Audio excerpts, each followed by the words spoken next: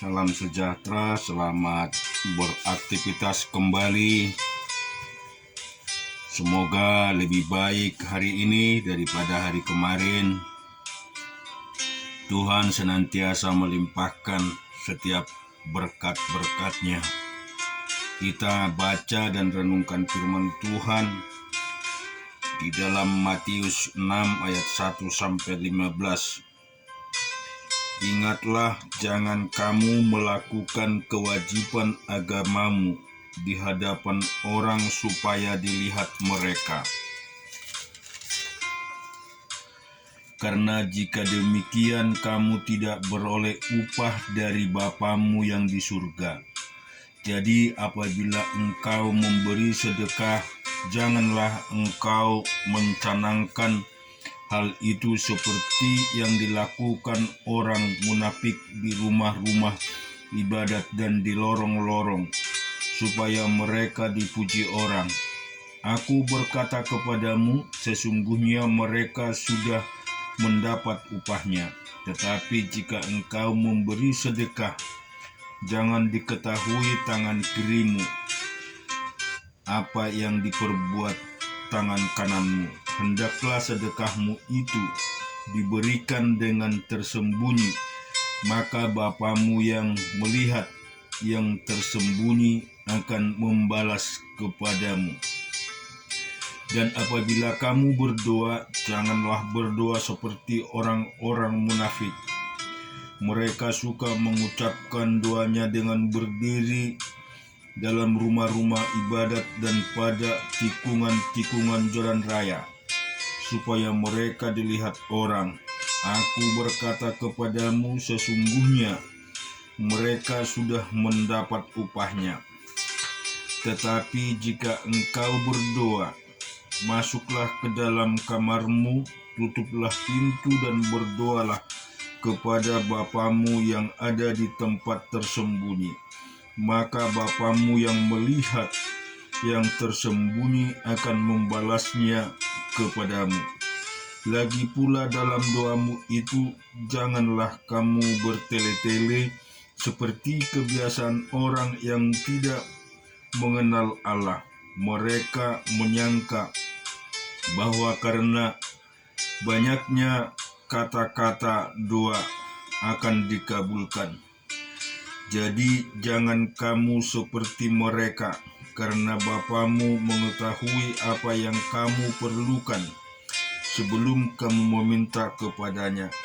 Karena itu berdoalah demikian: Bapa kami yang di surga, dikuduskanlah namamu, datanglah kerajaanmu, jadilah kehendakmu di bumi seperti di surga.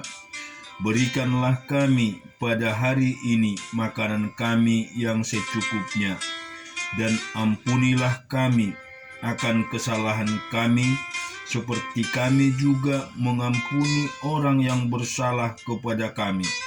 Dan janganlah membawa kami ke dalam pencobaan, tetapi lepaskanlah kami daripada yang jahat. Karena Engkaulah yang empunya kerajaan dan kuasa dan kemuliaan sampai selama-lamanya. Amin. Karena jikalau kamu mengampuni kesalahan orang, Bapamu yang di surga akan mengampuni kamu juga. Tetapi jikalau kamu tidak mengampuni orang, Bapamu juga tidak akan mengampuni kesalahanmu. Kita juga akan membaca di Keluaran 28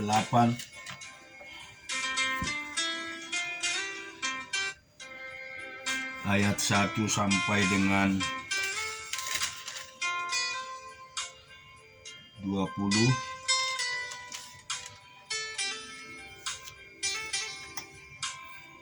Engkau harus menyuruh abangmu Harun bersama-sama dengan anak-anaknya datang kepadamu dari tengah-tengah orang Israel untuk memegang jabatan imam bagiku. Harun dan anak-anak Harun, yakni Nadab, Abihu, Eliasar dan Itamar, Haruslah engkau membuat pakaian kudus bagi Harun abangmu sebagai perhiasan kemuliaan. Haruslah engkau mengatakan kepada semua orang yang ahli yang telah kupenuhi dengan roh keahlian membuat pakaian Harun untuk menguduskan dia supaya dipegangnya jabatan imam bagiku. Inilah pakaian yang harus dibuat mereka: tutup dada, baju efod, gamis, kemeja yang ada raginya, serban, dan ikat pinggang. Demikianlah mereka harus membuat pakaian kudus bagi Harun abangmu dan bagi anak-anaknya, supaya ia memegang jabatan imam bagiku. Untuk itu haruslah mereka mengambil emas, kain ungu tua dan kain ungu muda, kain kermizi dan lenan halus. Baju efod itu harus dibuat mereka dari emas, kain ungu tua dan kain ungu muda, kain kermizi dan lenan halus yang dipintal benangnya buatan seorang ahli. Haruslah ada pada baju efod itu 2 tutup bahu yang disambung kepadanya pada kedua ujungnya. Harus baju efod itu disambung. Sabuk pengikat yang ada pada baju efod itu haruslah sama buatannya dan seiras dengan baju efod itu, yakni dari emas, pakaian ungu tua, kain ungu muda, kain kermizi, dan lenan halus yang dipintal benangnya. Haruslah kau ambil 2 permata krisopas dan mengukirnya nama para anak Israel pada permata itu. 6 hari, 6 dari nama mereka itu pada permata yang pertama, dan ke-6 nama lagi pada permata yang kedua, menurut urutan kelahirannya, seperti buatan seorang pengasah permata, diukir seperti meterai. Demikian harus kau ukirkan pada kedua permata itu nama para anak Israel, dililit dengan ikat emas harus kau buat permata itu. Kemudian haruslah kau taruh kedua permata itu pada kedua tutup bahu baju efod sebagai permata peringatan untuk mengingat orang Israel. Maka ke hadapan Tuhan haruslah Harun membawa nama mereka di atas kedua tutup bahunya menjadi tanda peringatan. Haruslah kau buat ikat emas dan 2 untai dari emas murni sebagai utas. Haruslah kau buat itu, yang buatannya sebagai tali berjalin, dan haruslah kau pasang untai berjalin itu pada ikat itu. Haruslah engkau membuat utup dada pernyataan keputusan buatan seorang ahli. Buatannya sama dengan baju efod. Demikianlah harus engkau membuatnya, yakni dari emas, kain ungu tua, kain ungu muda, kain kermizi, dan lenan halus yang dipintal benangnya. Haruslah engkau membuatnya. Haruslah itu 4 persegi 5/2, sejengkal panjangnya dan sejengkal lebarnya. Haruslah kau tata itu dengan permata tatahan 4 jajar permata-permata yaspis merah, krisolis, malakit. Itulah jajar yang pertama. Jajar yang kedua permata batu darah lazurit yapis hijau. Jajar yang ketiga permata ambar adik kerubung. Jajar yang keempat permata virus krisopras dan nepit dengan berikatkan emas. Demikian permata-permata itu dalam tatahannya. Kita juga akan baca di dalam Hakim-Hakim 6 ayat 21 sampai 40.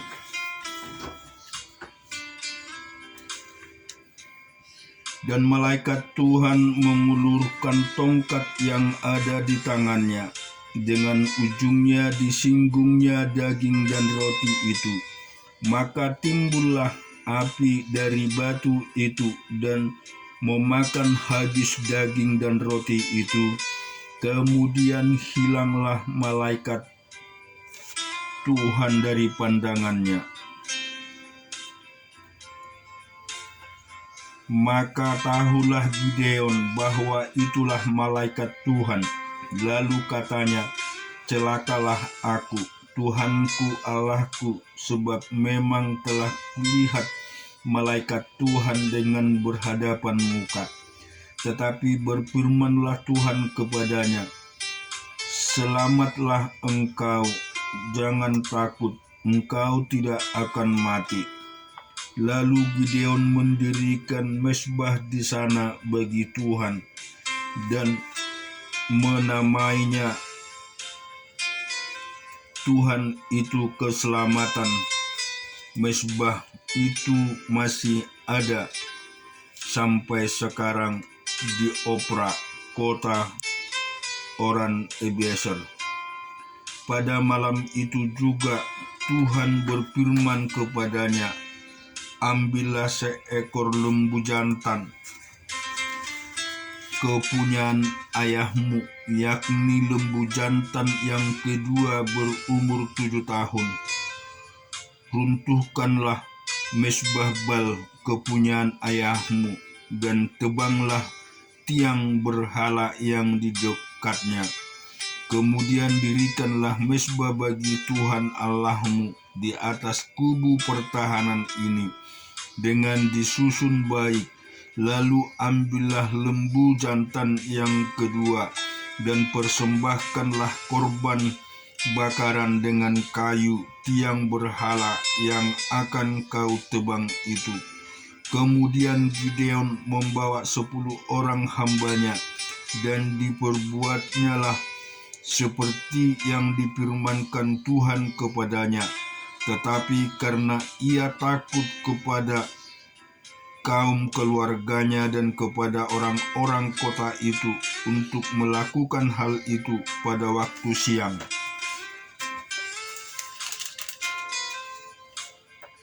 maka dilakukannya pada waktu malam. Ketika orang-orang kota itu bangun pagi-pagi, tampaklah telah dirobohkan mezbah Bal itu, telah ditebang tiang berhala yang di dekatnya, dan telah dikorbankan lembu jantan yang kedua di atas mezbah yang didirikan itu. Berkatalah mereka seorang kepada yang lain, siapakah yang melakukan hal itu? Setelah diperiksa dan ditanya-tanya, maka kata orang, Gideon bin Yoas, dialah yang melakukan hal itu. Sesudah itu berkatalah orang-orang kota itu kepada Yoas, bawalah anakmu itu keluar, dia harus mati karena ia telah merobohkan mezbah Bal dan karena ia telah menebang tiang berhala yang di dekatnya. Tetapi jawab Yoas kepada semua orang yang mengerumuninya itu, kamu mau berjuang membela Bal, atau kamu mau menolong dia? Siapa yang berjuang membela Baal akan dihukum mati sebelum pagi. Jika Baal itu Allah, biarlah ia berjuang membela dirinya sendiri setelah mezbahnya dirobohkan orang. Dan pada hari itu diberikan oranglah nama Yerubal kepada Gideon, karena kata orang, biarlah Baal berjuang dengan dia setelah dirobohkannya mezbahnya itu. Seluruh orang Median dan orang Amalek dan orang-orang dari sebelah timur telah berkumpul bersama-sama, mereka telah menyeberang dan berkemah di lembah Hisrin. Pada waktu itu roh Tuhan menguasai Gideon, ditiupnyalah sangkakala dan orang-orang Ebiezer dikerahkan untuk mengikut dia. Juga dikirimnya pesan kepada seluruh suku Manase, dan orang-orang itu pun dikerahkan untuk mengikuti dia. Dikirimnya pula pesan kepada suku Aser, Zebulon, dan Naftali, dan orang-orang itu pun menjadi maju untuk menggabungkan diri dengan mereka. Kemudian berkatalah Gideon kepada Allah, jika engkau mau menyelamatkan orang Israel dengan perantaraanku seperti yang kufirmankan itu, maka aku membentangkan guntingan bulu domba di tempat pengirikan apabila hanya di atas guntingan bulu itu ada embun, tetapi seluruh tanah di situ tinggal kering. Maka tahulah aku bahwa engkau mau menyelamatkan orang Israel dengan perantaranku, seperti yang kau firmankan. Dan demikianlah terjadi, sebab keesok harinya pagi-pagi ia bangun, di pulasnya guntingan bulu itu, dan diperasnya air embun dari guntingan bulu itu secawan penuh air. Lalu berkatalah Gideon kepada Allah, janganlah kiranya murkamu bangkit terhadap aku, apabila aku berkata lagi sekali ini saja. Biarkanlah aku satu kali lagi saja mengambil percobaan dengan guntingan bulu itu, sekiranya yang sekering hanya guntingan pula itu, dan di atas seluruh tanah itu ada embun. Dan demikian diperbuat Allah pada malam itu, sebab hanya guntingan bulu itu yang kering, dan di atas seluruh tanah itu embun. Kita juga akan membaca di Ayub 9 ayat 21 sampai dengan 35. Aku tidak bersalah, aku tidak pedulikan diriku, aku tidak hiraukan hidupku. Semua itu sama saja.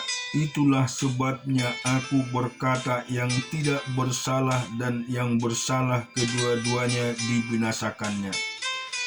Bila cemetinya membunuh dengan tiba-tiba, ia mengolok-olok keputusan orang yang tidak bersalah. Bumi telah diserahkan ke dalam tangan orang fasik, dan mata para hakimnya telah ditutupnya. Kalau bukan oleh dia, oleh siapa lagi? Hari-hariku berlalu lebih cepat daripada seorang pelari, lenyap tanpa melihat bahagia, meluncurkan lawat laksa perahu dari pandan, seperti raja wali yang menyambar mangsanya.